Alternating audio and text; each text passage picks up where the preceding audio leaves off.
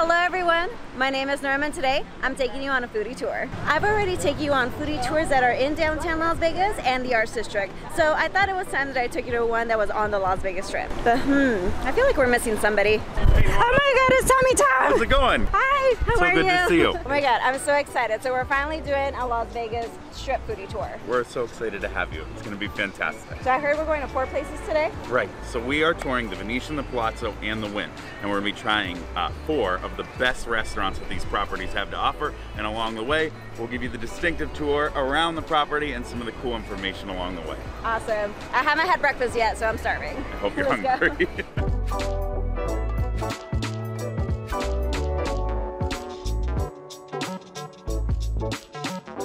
Norma, our first of 4 restaurants today is Smith and Wolinski. Smith and Wolinski was established in 1977 in Manhattan. Oh yeah, I actually remember it from The Devil Wears Prada. I came out on it for a second. You got it. We're gonna head in a moment. Curiously enough, there was never any Mr. Smith or Mrs. Wolinski associated with this business. Instead, when the owners were choosing the name, they had a couple drinks and they both randomly picked a name out of the Manhattan phone book. So cool, we get like the private area. So like we always do, gotta start you with a cocktail. On our beverage package, you get 3 signature cocktails, which are pre-selected and ready upon your arrival.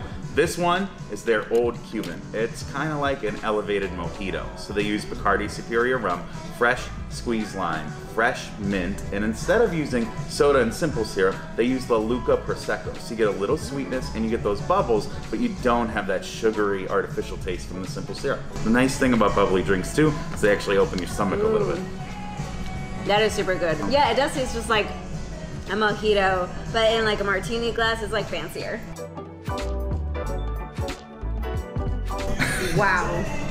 I'm really happy this is our first one. I hope you're hungry, but you know the drill by now. So we always serve more food than we need to. So if there's a couple things along the way people don't want to try, then there's more than enough food for everybody. So we're starting off right here in front of you with our beautiful burrata plate. The burrata is the star of the dish. It's a type of mozzarella. It's softer, lighter, sweeter. We tried it at 7th and Carson. Yeah, I love burrata. It's amazing. So this is lightly finished, extra virgin olive oil. On the bottom is a special pesto made with pistachio. And you've got their house-made ciabatta and some tomato compote. Those are reduced tomatoes, so they're gonna have beautiful sweetness. First bite.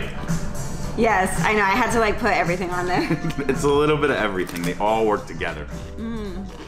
Yeah, so like if you've never had burrata before, it's almost like a mozzarella, but with like a gooey center. It really is like its own special thing. You get that little bit of sweetness, and it works well with the acidity of the tomato, the starchiness of the crostini, and that pesto kind of rounds it out. On the far end here, we've got their truffled mac and cheese. This beautiful house-made macaroni and cheese is comfort food at its very best. So you've got a multiple cheese blend, and it's been prepared in this cast iron skillet, finished with fresh truffle oil and a house-made Parmesan cracker crisp on the top. You're gonna get a little texture, great creaminess in the cheese. Yeah, this looks different than like anything I've ever really seen. I mean, just the pasta itself, I mean, it's not like your macaroni pasta. Oh, that's so good.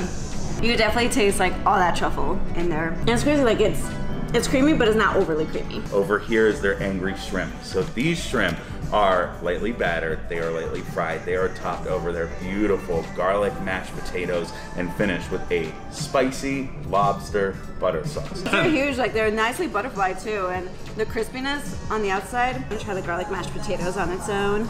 You like it? Yeah, really smooth too. Yeah, I almost had like a polenta feel to them a little bit. But yeah guys, be careful. This little orange sauce on the side, pretty spicy, for my level at least. Oh, it's a little lemony too. Nice. Oh, but spicy. I couldn't bring you to Smith & Wolinski and not serve you steak. So this is the star of the show. This is their 28-day dry-aged, bone-in New York strip. The chef does a hand seasoning blend on the outside. It's a proprietary seasoning for Smith & Wolinski. It's cooked to a perfect medium and sliced to order to make it easy for you and the other guests on the tour to enjoy. Like, I dream of going to restaurants and having a steak served like this to me. And I'm actually really surprised that you said it's in New York. Like, I bit it and I literally thought it was a ribeye. Yeah, a lot of people will think that. And like, look how beautifully cooked that is. They do an No, awesome well process. done here. Yeah. Sandy, you have to try this. Okay. Oh my god. It's really juicy. I gotta feed her too. Tom, that was freaking awesome. But I'm ready for more food. We got you. We are on our way to Sugarcane Raw Bar Grill. Our next restaurant is Sugarcane Raw Bar Grill. They are a host to numerous awards, both here in Vegas and back home in Miami. This is one of the newest restaurants at the Venetian, and it's relaxed but lively. The design is inspired by old Havana, and the kitchen actually has 3 separate rooms that each execute a different part of Chef Timon's signature menu. So here we are doing a little fun riff on a cocktail here. So this one is called the Strawberry Balsamic. It's exactly what it sounds like. It's vodka, fresh muddled strawberry, fresh squeezed lime, maple syrup, and they finish it with balsamic vinegar. So you get this little tang on the finish. And it's not a balsamic cocktail. It's very strawberry and vodka forward, but that balsamic gives you a nice little hint on the end. Really like mouth-watering. Like it does something to you. You start like salivating. You're right, I don't really taste much of the balsamic in there, but it's still really good. So I really love how everything is already like sectioned out for you. Like this is all for one person, right? Absolutely. This is what every single person is going to get on the tour, served individually for themselves. This is their goat cheese croquette, lightly fried, and it is served over a bed of membrillo. That is a Spanish jelly made of the pulp of both guava and quince fruit. Gives you a nice sweetness to go with that creamy goat cheese. I was not expecting this to be that creamy. Yeah? It's like the softest bite ever. Yeah, you're right. It's like a really awesome, like sweet little jelly. Next up, I got your bacon wrapped date for you. So that bacon is actually a special sausage called linguiça. It's a pork sausage and it's been seasoned with garlic and paprika. They wrap that around the date, and inside the date you have manchego. That is a hard sheep's milk cheese. And on the bottom, you have this beautiful mustard seed aioli. Make sure you get some of that sauce in your bite because it rounds out all the sweet, the tart, and the salt. That's so sweet in the middle. Like, that's a really good quality date.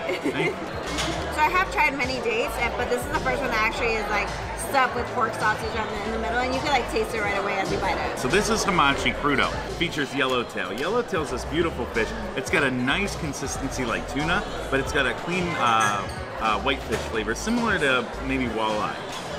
This fish has been lightly dressed with chili oil, and it's finished with house seasoning, crispy rice, and then on the bottom, you've got this beautiful sriracha aioli, which is definitely going to give you some heat.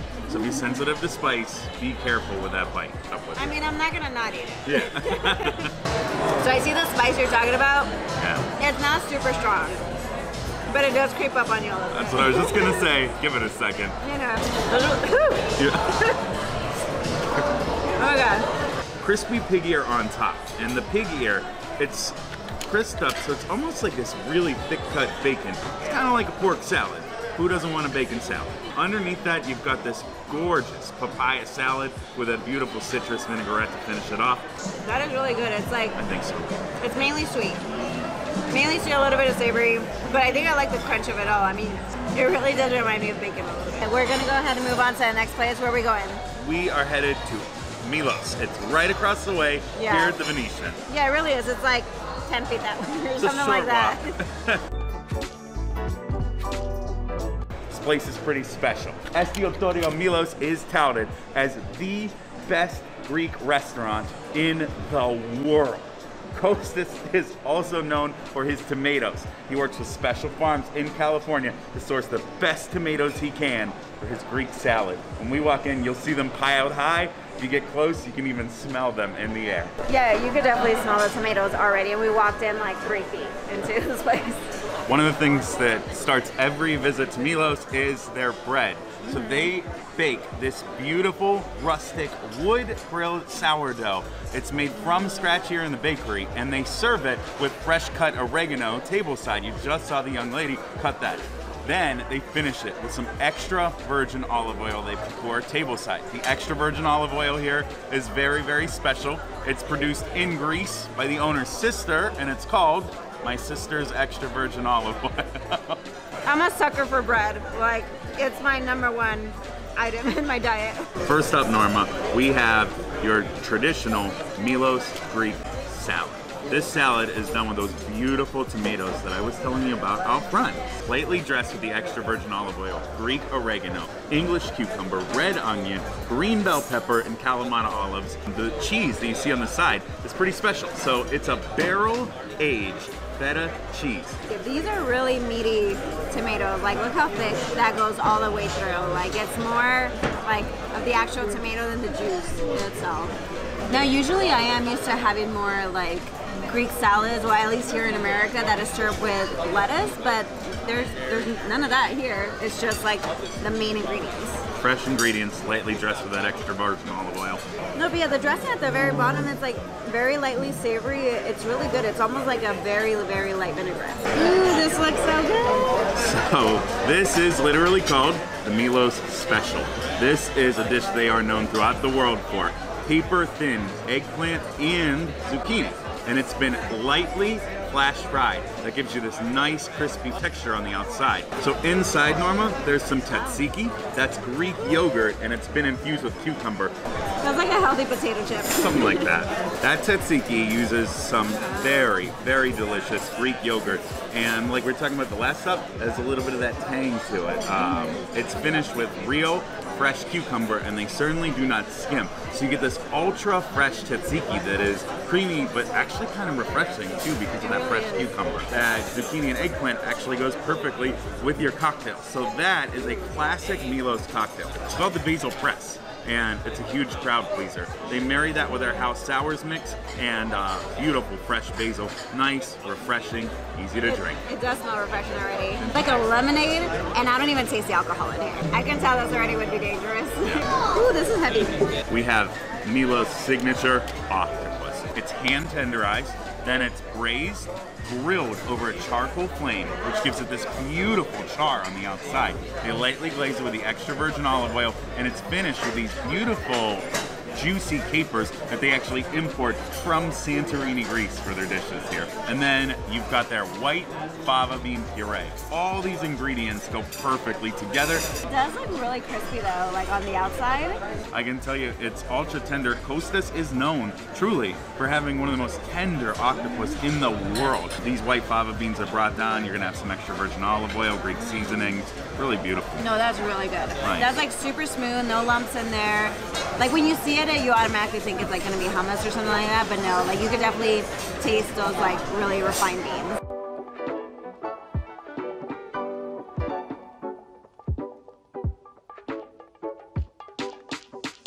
Just left the Venetian and Palazzo. We're gonna walk over this bridge. We're gonna head over to the Win and Encore. Last stop. This beef carpaccio is fine Italian sirloin. It's thinly sliced, and it's topped with their everything sauce. Everything sauce here is a light blend of Italian aioli, mayonnaise, and sweetened milk.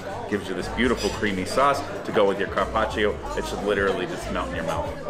You get, yeah, great flavor for the beef, and then you get that nice little creaminess, and there's a little bit of sugar in that sauce, which really kind of highlights the beef as well. Yeah, I love how thinly cut it is. It's super fresh. You can tell it's super fresh. Yeah, and even the sauce is really good too. It's like very, very light at the same time. So this is their fried calamari. Beautifully done.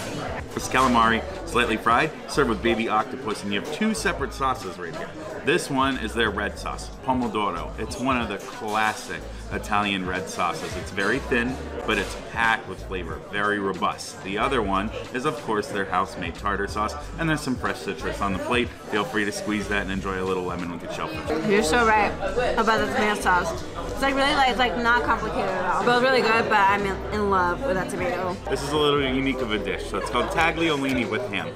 Tagliolini is a thin, almost angel hair-like pasta.